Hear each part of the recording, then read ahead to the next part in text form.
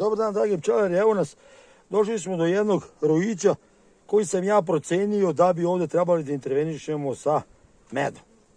Sa onim ramovima koje smo ostavljali, da kažemo, iz medišta. Sad ćemo da vidimo kako to izgleda kod mene u mojoj jednostavno samoj proceni. Vidite, ova strana je prazna, ovde imamo meda. Znači, on se prostire možda nije do pola, ali 1/3 rama, zatvorenog meda imamo. Znači, opet pričamo o DB košnici, 7 ramova. Vidite sad ovdje, i ovdje imamo meda, ista priča. Vidite. Znači, moja procena je sada da u ovoj košnici bi trebali da budu ti medni venci možda malo deblji. Vidite, i ovdje ima finog meda, zbijenost, pčela. Mislio sam da ima legla, ali ne, nema legla. Znači, one jednostavno ovdje prave neku priču njima za zimu, što bi se reklo. I sad to je moja procena da ovdje ima cirka možda 10, da li ima 10 kila, možda i nema, možda neki između 7 i 9 kila, ajde da kažemo da budemo precizni. Vidite, to je sve med, legla ne. Znači, sada da bi popunili te medne vence, kako sam ja zamislio da mi bude, da kažemo, super, i kako ćete najbolje uraditi ako radite na ovaj način ko što radim ja, znači uzet ćemo samo plodište, ćemo skloniti, pokrićemo sa najlonom. Pogledat ću ovdje da je, znači, leto se nalazi na ovu desnu stranu. Znači, možemo da izvadimo ova dva rama bez ikakvih problema.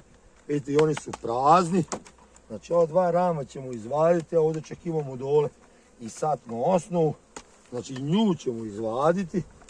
I onda ćemo ove njene ramove postojećeg gurnuti naspram leta, koji su prazni do duše, nema tu ništa. Ovo možda ima malo neku količinu meda, vidite. I sada ću ja ovaj med koji je zatvoren, koji smo ostavljali, staviti ga ovdje, znači malo van leta, ću ga staviti, vidite kakav je on. To je zatvoreni med koji ću staviti ovdje dole. Sad da kažu loše vreme, od sutra što kaže, to će biti super, on je zatvoren, neće privlačiti pčelu. Ona će automatski sad kad nositi taj med dići gore i popuniti zalihe u plodište. Znači, na taj način ja dobijam jednu popunjenost DB ramova, znači dobit ću veću mednu kapu, jer ona će sad automatski taj med da digne gore. Znači, brže, bolje, ona će samu sebe da zazimi. Eto, to sam isto želeo da vam pokažem kako ja radim sada u oktobru kada rotiram plodište za medište i sa viškom meda od ovih koji imaju po 5-6 ramova, uzem i 2-3 i iskoristim za ovakav društvo. Eto, vidjeli ste kako ja to radim. Eto, napišite u komentarima kako vi radite. Znači, ja ovo radim bez sirupa, znači bez pogača, bez ikakve, da kažemo, drugih stvari, osim tog meda koji dodaje.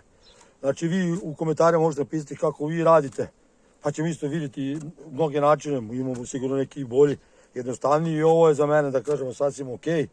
Kažem, 15. februara, to je datum moj u pčelarstvu, jako bitan.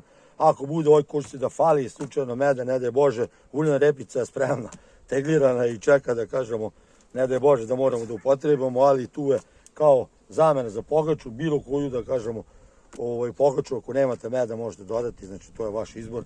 Tako da čekamo zimu, evo imamo još jednu košnicu da skinem, da kažem, i da pregledam, i ja sam došao do kraja, pa toku zime ćemo pratiti sva ova moja društva. Pozdrav!